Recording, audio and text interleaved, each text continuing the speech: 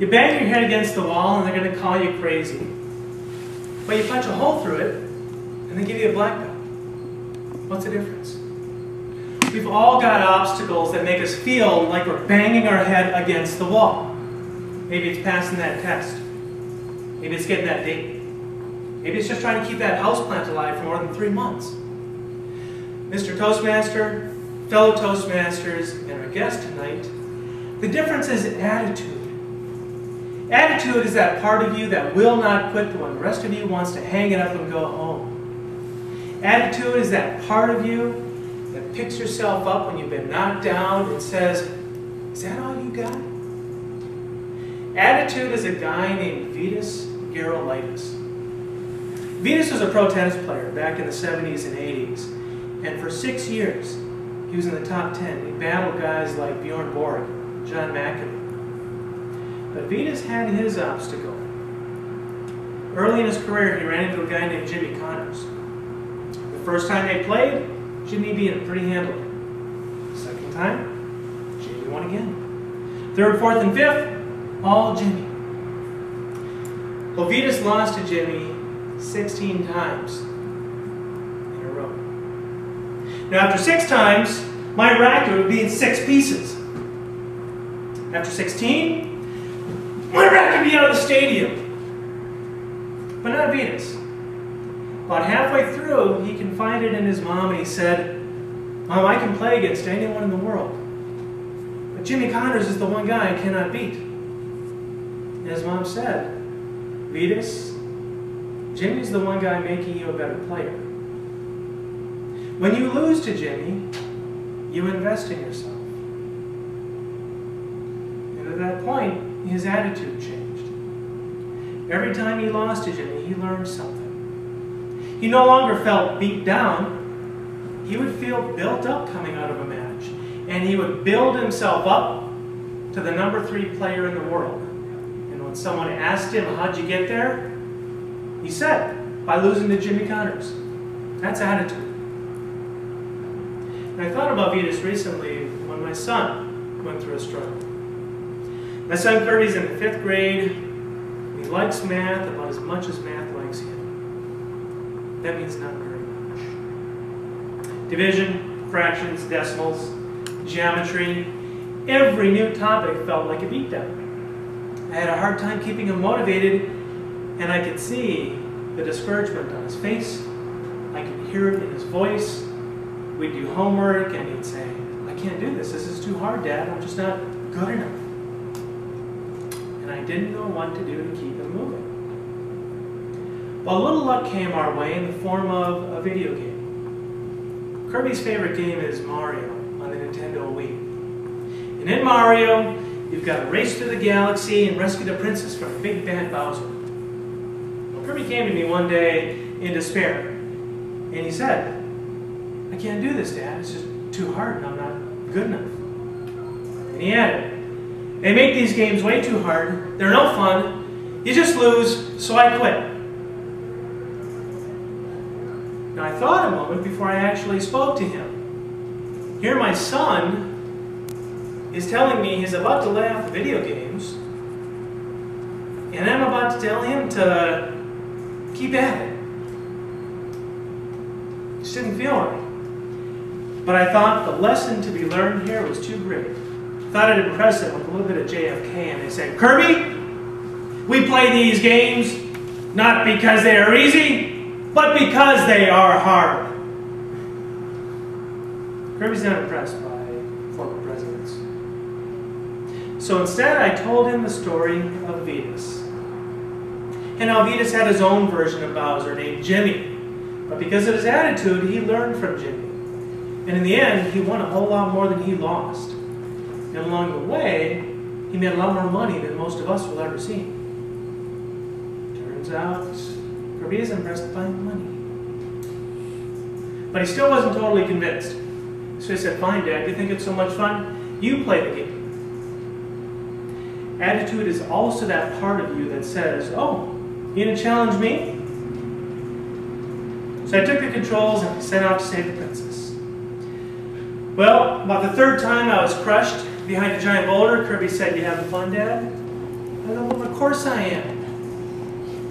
As I got scorched in some hot lava, told him I was having a blast. Drowning in acid, suffocating in poison gas, being electrocuted on a magnetic asteroid. Good times, Kirby. Eventually, I got to the princess. And when I rescued her, Kirby was kind of quiet. I told him, Kirby, I didn't do this because I'm better than you. You can kick my behind in all the other games we play. But I did this because I didn't quit. Over the next couple weeks, as we do his homework, he didn't complain as much. He concentrated. Around the house, things didn't seem to bother him as much. And he comes to me a couple weeks later and hands me a piece of paper and says, "Here, Dad, can you sign for my math test?" So I take the test, expecting to sign for the standard grade. 90%. A minus. What's this, Kirby? He says, "Well, Dad, I was thinking about that guy you told me about. John F. Kennedy? No, that loser. Venus laryngitis. Venus garolitis? Yeah. No, I liked how it doesn't matter if he lost, he still kept playing the game." So I've seen a different attitude in him. He still struggles, but I know he's on the right path. The next time you feel like you're banging your head against the wall, the next time you feel like you got that obstacle that is just not going to get out of your way, before you check yourself into the asylum, I want you to remember the attitude of Venus garolitis. Because he got his 17th match with Jimmy Connors. And after 5 sets, Vitas came out the winner. And being Vitas, he walked into that press conference and he told the reporters, "Let that be a lesson to you. Nobody beats Venus garolitis 17 times in a row." Mr. President. Patrick, I really liked your speech. I've always enjoyed a good story, and you had 2 good stories in there. I liked the story about Vitas, and I liked the story about Kirby. I liked how you started out with the triumvirate of 3, the challenge of the test, a date, or a plant. One suggestion I have is you said keeping the house plant alive for 3 months at a time. It's not going to be the same house plant. It has to be keeping a house plant alive rather than the house plant. I also think that your timing seems slightly off. It was obviously a very humorous idea to tell your son, to think about why you had to tell your son that he needs to keep playing that video game. And it is a very funny idea, but somehow the timing seemed off, and I think maybe you could work on that. Also, when he said, "Okay, if you think it's so important to play this video game, you do it," and you were playing it, and he was saying, as you got swallowed up by molten lava, "Are you having fun now?" and so on. I couldn't tell from your expression, because you kept saying, "Yes, I am," if you were being totally sincere, if you were being ironic, if you were showing determination or frustration. I really didn't know what it was that you were showing. So I don't know if that's the expressions on your face, or maybe if you need to be giving a little more information. Also, I thought your conclusion was very good with not being beat 17 times in a row, and I thought that the vocal variety was very good, but I think you needed to pause before that, because I was still sort of caught up in the previous part of it, and I didn't really listen to the part where apparently he must have won the 17th time. And finally, I would also think that you were very clear, great vocal variety, great stories. I just didn't feel that you had a lot of energy in this, and I think energy is very engaging, and I would suggest to see if you can work some energy up in that. One of your strengths is I can really tell you know your material, and you thought through a lot of the gestures and things like that that you can pepper in to make it pop. I think not only thinking of the dynamics of the speech from the standpoint of pacing, the literal pacing and cadence of it, and the inflection, but also thinking in it from the standpoint of the dynamic of mood of the story. I felt that the mood of the presentation was flat. Like your inflection went up and down, and a few of the other dynamics went up and down. But the mood of everything was kind consistent. Like you could have a different mood with your son, and a different mood of anticipation, and a different mood of determination. There's just a little bit of holding back and committing to those moods and embracing those feelings. I was motivated in a way, your speech, to tell you the truth. You made a good comparison. Patrick, ready to break down and cry now. I love the, is that all you got? So make sure you keep that in there personally. Strong body language, love the stories. And I felt from this speech, one learns from losing. I'm not sure that's the idea you want to get across, but that's what I wrote down, learn from losing.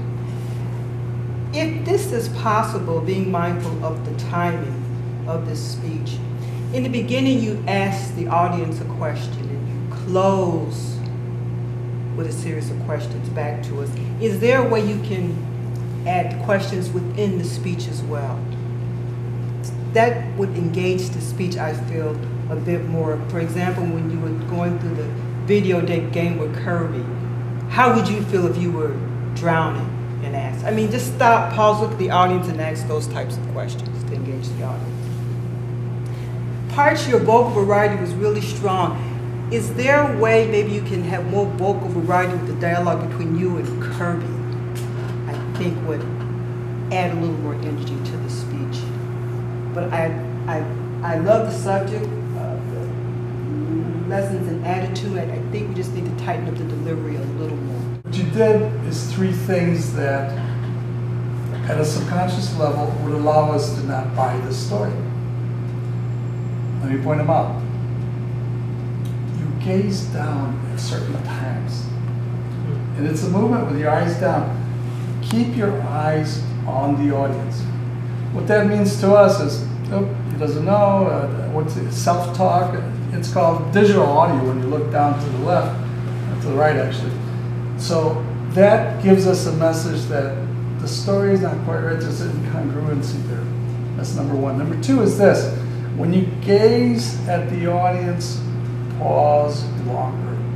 I want you to mentally count to 10. Because what you were doing, Patrick, is you were flickering. Boom, 1, 2, 1, 2, 2. It's a flicker. I want you to go 10, 9, 8, 7, tell your story. 10. Give it a count of 10 to yourself. That'll get you longer. What that does for us is build confidence. You're having a dialogue with one person, and that person is forced to pay attention to you, and that also encourages you to give a better message.